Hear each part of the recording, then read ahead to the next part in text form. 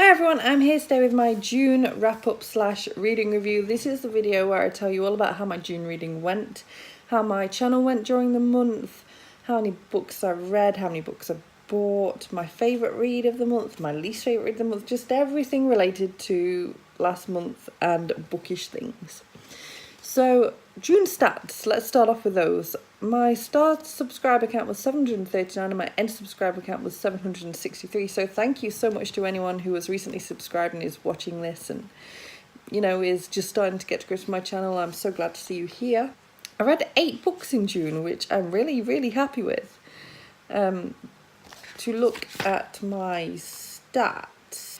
That's the second best reading month I've had so far this year, with January being 10, so I am incredibly chuffed to be back on the up with the reading.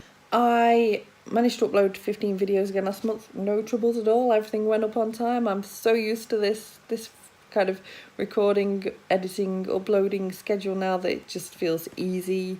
It feels really achievable to just upload a video every other day. Maybe 1 month, like later in this year, like maybe for December or something, I'll try and do a video every day and just see how that feels, but that's obviously double the workload. So while uploading every other day sounds like a lot, it's really not compared to uploading every day.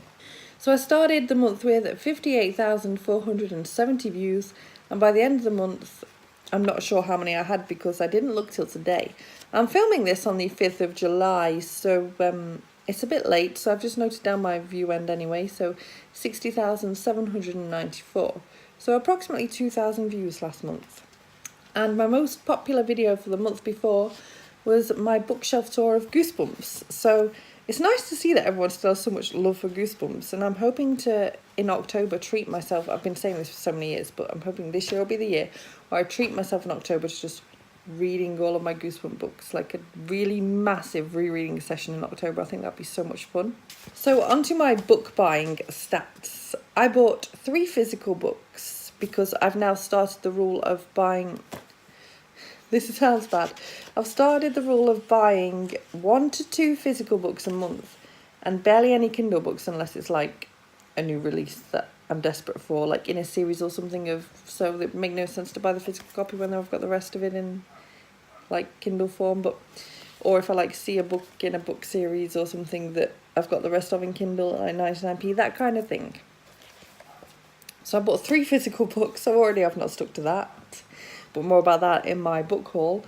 I bought 2 Kindle books, so I'm sticking to that, okay, and I only downloaded 16 NetGalley books, which for me isn't bad. That's my joint at least this month, along with February, that was also 16.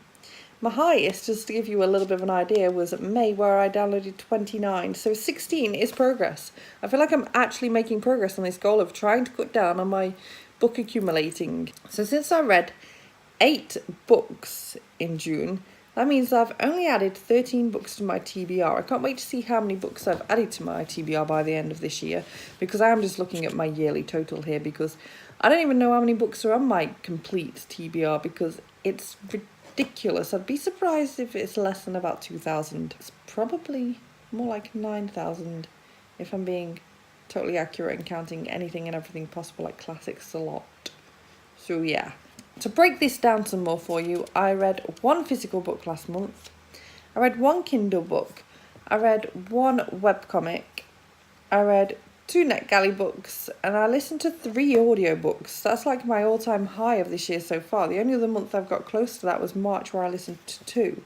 So I feel like June was a really good month for me, and I'm feeling even better about July. I think July's going to be amazing. So at this point, I want to talk you through the books that I read and how I felt about each one. I won't give you kind of much about these books because I've already talked about them in so many different places, either reviews or reading vlogs. So this is going to be really brief, because this video isn't about, oh, let's just review all these books for the 5 billionth time on my channel. That's not what this video is. So my favourite book of the month was definitely 150% Clean by Juno Dawson. And this is a YA novel about kind of getting clean from addiction, whether your addiction be like drugs, like the main character's case, or whether it be gambling or theft or food. You name it, it's pretty much covered in this book, and it's just such a fantastic read. I did upload a spoiler-free review for this book the other day, so I'll leave that linked in the cards and also the description down below. I also popped up a card earlier for my favourite reads of the year so far, because quite a few of those books, 2 of them actually I think, are featured on this list that I am reviewing here today. So yes, I had a great reading month in June, and this one was the very top notch of the one, and it's not the only book that I gave 5 stars to, because obviously I gave this 5 stars. Another 5-star read for me was this, Harry Potter and the Order of the Phoenix. I finally finished it. I feel like I've been reading it forever. It is a ridiculously chunky book. Like, you could kill someone with this. But my rereading experience of this was quite interesting. Obviously it was a 5-star read. This used to be my joint favourite book of the series, along with Prisoner of Azkaban. But I haven't read this since it came out, and I feel a little bit differently about it now. I did still really enjoy it, and I loved like seeing them going through the exams and the owls and this, that and the other. But I think Prisoner of Azkaban's my favourite now, not this one. I mean, they're still both 5-star reads, so don't go thinking I dislike this one now. But yeah, it wasn't as good as I remembered it to be in my head. Overhyped, maybe. Still absolutely loved it. Just thought it was a favourite of the series, and now I know it's definitely Prisoner of Azkaban. Doesn't help that I read the illustrated edition of Prisoner of Azkaban, and obviously the illustrated edition for this isn't out yet. So maybe I'll feel differently when I do read that when it comes out in a couple of years, although I dread to think what size it's going to be. Definitely be able to kill someone with the illustrated one. Another 5-star read this month was Heartstopper Volume 1 by Alice Oseman. This is currently a webcomic ongoing, and I will leave a link in the description if I remember to it so that you can go and check it out. And it's getting published later this year. And this is about sexuality and the journey you go on trying to discover whether you're gay, whether it's just friendship, how a friendship might lead to different feelings, and it's just like beautiful. It's probably the best way of putting it. Absolutely beautiful. It covers bullying. There is just like, I've got so much love for this, and it was just a surprise read for me, and so this also made it into my top reads of the year. So on to the 4-star reads. They Both Die at the End by Adam Silvera is an audiobook that I listened to in the month of June, and I loved this, but I did have a few issues with it which stopped it getting that 5-star mark, because overall I really enjoyed the story.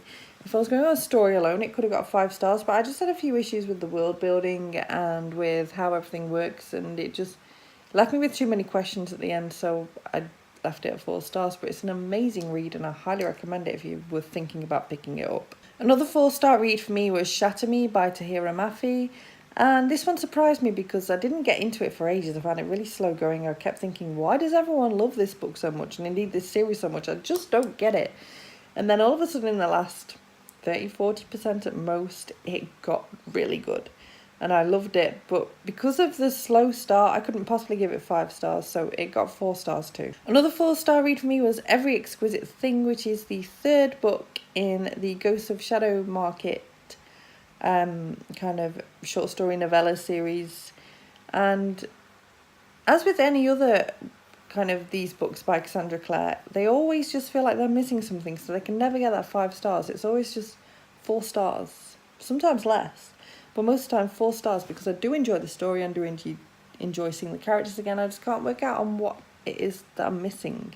Another audiobook listen in the month of June was Into the Water by Paula Hawkins. This is a thriller, and I didn't enjoy this quite as much as I expected to, but at the same time I couldn't stop listening to it, so it was kind of a fun and gripping read. But at the same time, if I was to start giving out half stars again, which I don't, but if I would, this would be more like a 3.5 than a 4. It's a very weak 4 for me right now. And indeed, my least favourite book of the month, which still has a wonderful rating of 3 stars, is another audiobook, and that is History is All You Left Me. History is All You Left Me by Adam Silvera.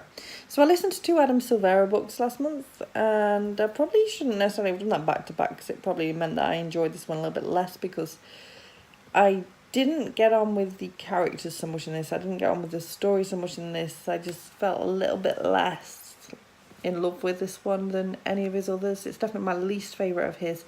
That said, it's not bad. It was still a 3-star read, listen, whatever you want to say. So don't go thinking that. But if you've read this one and you didn't enjoy it so much and it's the only one you've read by him, you really would probably like his stuff, because I just think this is the weakest one by far. And with that, that is everything I read in the month of June. So I think it was a fantastic month overall. I'm glad that everything is on the way up. I want July to be even better. Obviously, I'm doing my owls in July, so I've got a kind of set, strict TBR that is a lot more strict than my normal. These books come out this month, and I'm hoping to get to some of them.